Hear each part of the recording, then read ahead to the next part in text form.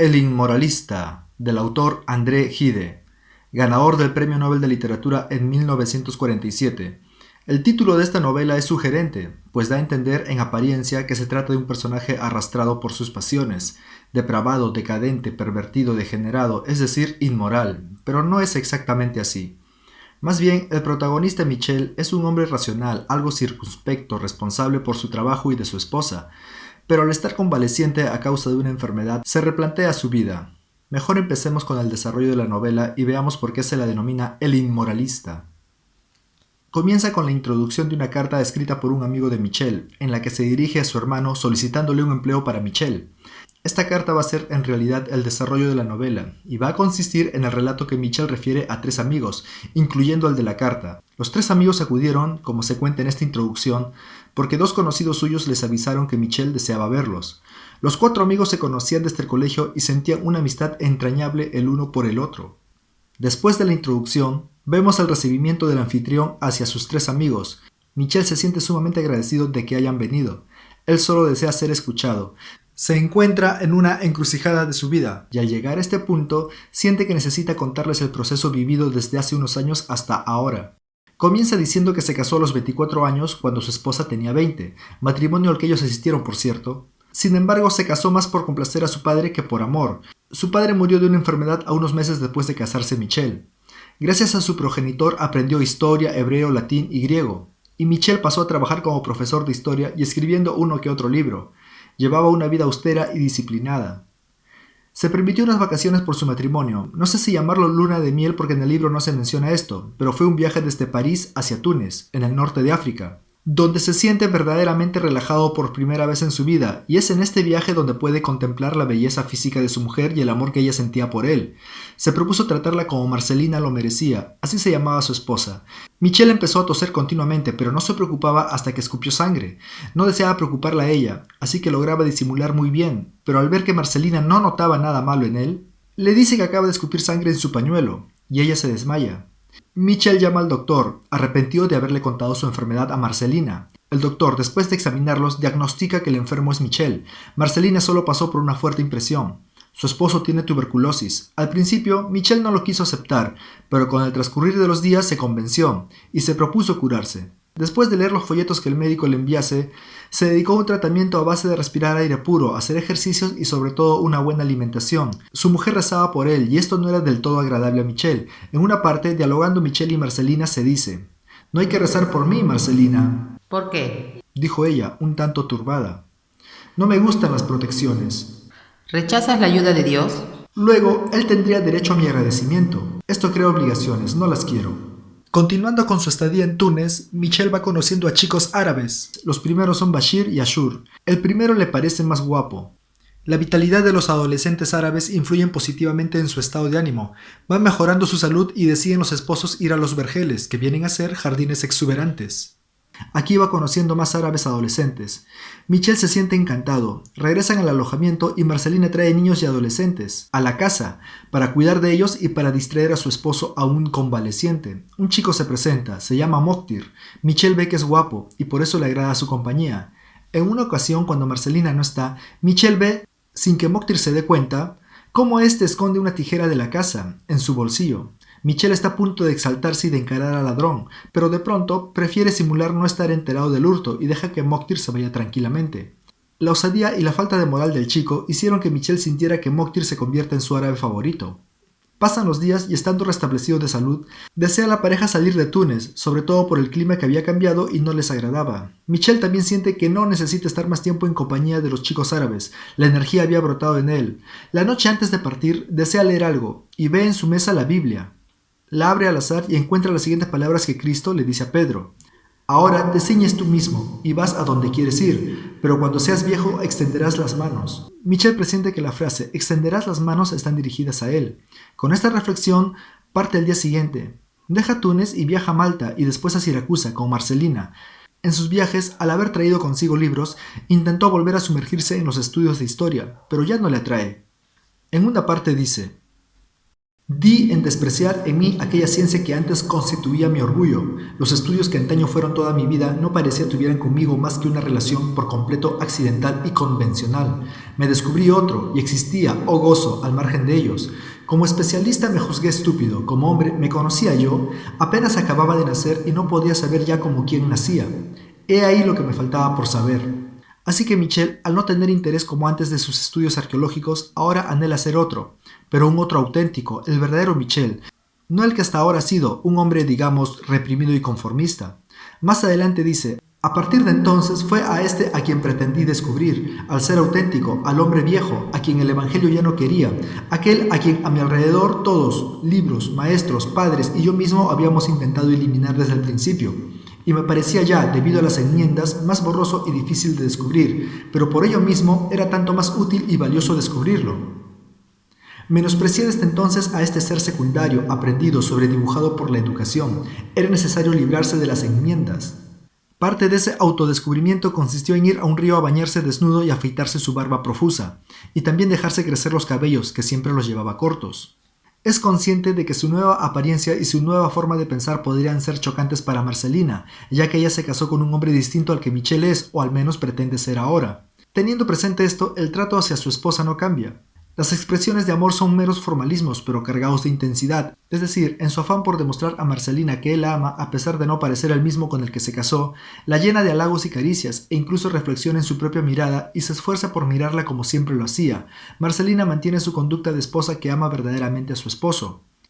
Viajan a la ciudad italiana Sorrento, disfrutando el paisaje que inspira vitalidad y lozanía a Michel. Hace el amor con Marcelina, siendo la primera vez que se entrega con gran pasión a ella. Entonces todo le va saliendo bien a Michel, hasta ahora. Está pensando viajar con Marcelina a Roma, pero recibe un correo donde le ofrecen un empleo como profesor en un colegio de Francia. Aunque al principio se siente renuente a aceptar, se decide por tomarlo, viendo que podía exponer sus trabajos sobre Casiodoro, un cónsul romano, y sobre todo se decidió pensando en la satisfacción que daría a Marcelina. Faltaba varios días para empezar a trabajar en París, así que van a una provincia de Francia, en donde Michel posee una hacienda. El lugar se llama La Morinière. El capataz se llama Bocage. Es un servidor leal y viejo. Conversa con Michel sobre las labores que se efectúan en los cultivos y sobre las cuentas relacionadas a los arrendatarios. Michel no tiene que preocuparse de nada. Pasa los días cabalgando por sus tierras sintiéndose fortalecido tanto de cuerpo como de ánimo.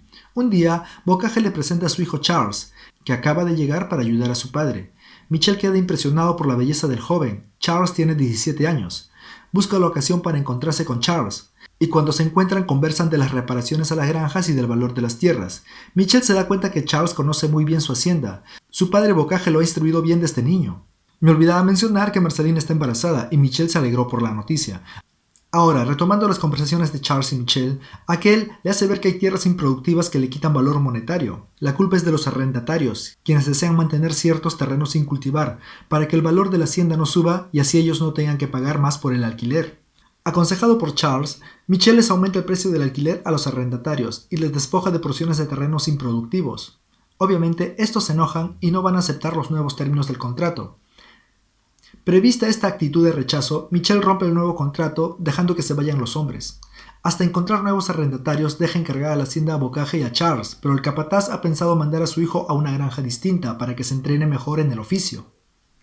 Michel no desea que Charles se vaya, pero el padre está decidido. Michel acepta y al poco tiempo, viendo que empezaba el frío y ante el estado de Marcelina, deciden ir a París, además ya debía empezar a trabajar. Se instalan en una casa alquilada, que no es barata, pero Michel saca cuentas y cree poder costear todos los gastos. Por su trabajo va conociendo o reencontrándose con arqueólogos, filólogos, filósofos, matemáticos, es decir, colegas cuyas conversaciones le aburren en extremo. Dice: al hablar con ellos apenas hallé mayor placer o emoción que al hojear unos buenos diccionarios de historia. Al principio esperé hallar una comprensión algo más directa de la vida entre algunos novelistas y algunos poetas, mas si la poseían, hay que reconocer que apenas la mostraron. Me pareció que la mayor parte de ellos ni siquiera vivían, que se contentaban con parecer vivos y que poco faltaba para que consideraran la vida como un enojoso obstáculo para escribir. Y yo no podía censurarlos, ni afirmo que el error no partiera de mí. Por otra parte, ¿qué entendía yo por vivir? Eso era precisamente lo que deseaba que me enseñasen. Unos y otros hablaban con propiedad de los diversos acontecimientos de la vida, jamás de aquello que los motiva. Con reflexiones de este tipo, pasa los días entre su trabajo, acompañar a su cuñado a hacer trámites, algún quehacer doméstico y leer, siendo esto último lo único que le da cierto entusiasmo. Para, digamos, desquitarse de su monotonía, realiza sus clases resaltando los aspectos irracionales de los personajes que enseña, como ciertos emperadores romanos, y criticando la rígida civilización, considerándola como decadencia de la vida exuberante, de la vida primigenia, aún no reglamentada esta por la cultura. El resultado fue que algunos colegas historiadores lo criticaron por ser exagerado y generalizar. Sin embargo, un alumno no tan joven, Menalke, lo escuchó con atención y se queda hasta el final de la clase para conversar con Michel. Michel tenía ciertas referencias de él, no eran buenas, pero esto, en vez de hacerle sentir desprecio por Menalke, le agradó. Refiriéndose a ese asunto desagradable, sin entrar en detalles, Menalke dice que los periodistas se ensañaron con él, pero él no se sintió afectado. Menalke afirma: hay que dejar que los demás tengan razón, puesto que ello les consuela de no tener otra cosa. Conversan brevemente y Menalke lo invita al departamento donde vive. Michel va un día. Aquel le invita licor. Michel acepta y se sorprende de que Menalke no beba. Este le dice que considera la sobriedad como la embriaguez más poderosa. Michel le pregunta si fuma y Menalke responde que tampoco. Tanto la bebida como el cigarro lo que hacen es mermar la vida y Menalke busca lo contrario. Después le dice que estuvo también en Túnez y oyó hablar de Michel. Este le pregunta qué es lo que oyó y él le responde sobre su afán por pasear al aire libre, de su gusto por rodearse de jóvenes árabes y de su encuentro con Moktir, el joven que le robó la tijera. Michel se sorprende al oír esto. ¿Cómo supo del robo? Menalke cuenta que Moktir se lo dijo. El árabe se dio cuenta que Michel lo observaba de reojo, pero Moktir fingió no percatarse y siguió con su objetivo. Michel no puede salir de su sorpresa y Menalke le hace ver que los jóvenes son más astutos de lo que él cree. Michel entiende que estuvo obnubilado para no darse cuenta que era Moktir el que jugaba con él. Esto puede deberse, le dice Menalke, a su falta de sentido de libertad, algo que los jóvenes árabes que conoció sí poseen. Michel no entiende a qué se refiere. Su anfitrión le explica que la posesión de muchas cosas adormece en el espíritu. Le dice: como ve, aquí no hay nada mío, ni siquiera o menos aún la cama donde me acuesto. Tengo horror al reposo, la posesión lo estimula y con la seguridad uno se adormece. Amo tanto la vida que pretendo vivir despierto y así, en el seno mismo de mis pocas riquezas, mantengo ese estado de precariedad, gracias al cual exaspero o al menos exalto mi vida. No puedo decir que ame el peligro, pero amo la vida azarosa y quiero que, en todo instante, ella me exija todo mi coraje, toda mi felicidad y toda mi salud. Ahora, los jueves, Michel organiza reuniones con colegas y vecinos intelectuales en su casa. Lo hacía más por su esposa, para que no se aburra y ella sintiera los tratos amables y elogios de los invitados. Solamente en la primera reunión Michel conversó lo que pudo. En las siguientes no podía disimular su aburrimiento, dedicándose solo a fumar, contemplando los diálogos insulsos a su alrededor. A una reunión asistió Menalke. Michel ya estaba enterado de su cargo como funcionario del Ministerio de Colonias. Lo felicita. Menalke le agradece, pero le hace ver que su puesto no implica el parecerse a otro funcionario más. Piensa ascender en su cargo sin anular su yo. Menalke le dice: la mayoría piensa que no obtendrán de sí mismos nada bueno, si no es dominándose, solo se gustan falseados.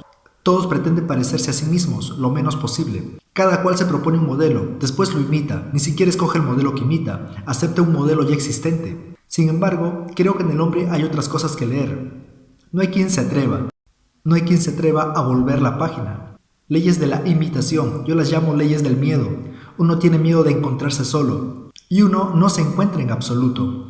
Esta agarofobia moral me resulta odiosa, es la peor de las cobardías. Sin embargo, siempre que se inventa es a solas. Mas, ¿quién se propone aquí inventar nada? Lo que se siente en uno de diferente, eso es precisamente lo que de raro posee, lo que da a cada uno su valor, y eso es lo que se intenta suprimir, se imita. ¿Y así se pretende amar la vida? Michel reacciona con palabras sarcásticas. Y Menalke se calla y se aparta. Al rato, Michel lo aborda y le hace ver que no quiso decir lo que dijo. Le habla así: mis palabras no las ha interpretado usted mal, pero carecían de sentido, y apenas las había pronunciado cuando su necedad me hizo sufrir, sobre todo al pensar que iban a colocarme a sus ojos precisamente entre aquellos que usted estaba procesando en aquel momento. Y que, se lo aseguro, me son tan odiosos como a usted. Odio a las personas de principios. Menalke dijo ahora: son de lo más detestable, refiriéndose a las personas de principios. Son de lo más detestable que existe en este mundo. De ellos no cabe esperar ninguna sinceridad, porque solo hacen lo que sus principios han decretado que deben hacer, o, si no, consideran lo que hacen como mal hecho. Ante la sola sospecha de que usted pudiera ser uno de ellos, he sentido que las palabras se helaban en mis labios. La pena que de inmediato me ha poseído me ha revelado cuán vivo es mi afecto por usted. He deseado estar equivocado, no en mi afecto, sino en el juicio que emitía yo. Después, Menelke se despide, invitándolo a su casa antes de viajar por su nuevo trabajo. Michel acepta. Por estas fechas, Marcelina estaba enferma.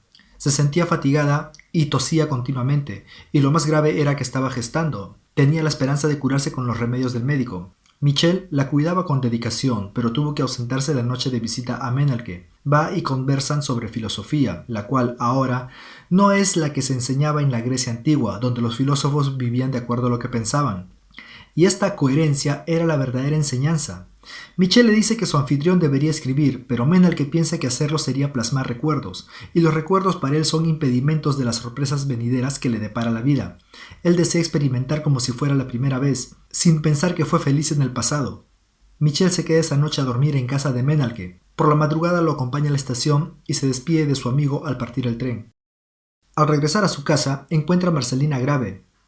El doctor la está atendiendo, pero perdió al hijo. Michel llora abrazando a su esposa. Los siguientes días va a trabajar desmotivado y ve que su esposa apenas puede moverse. Ante esta situación desea cambiar de lugar y regresan a su hacienda, la Morinière. Renuncia a su trabajo.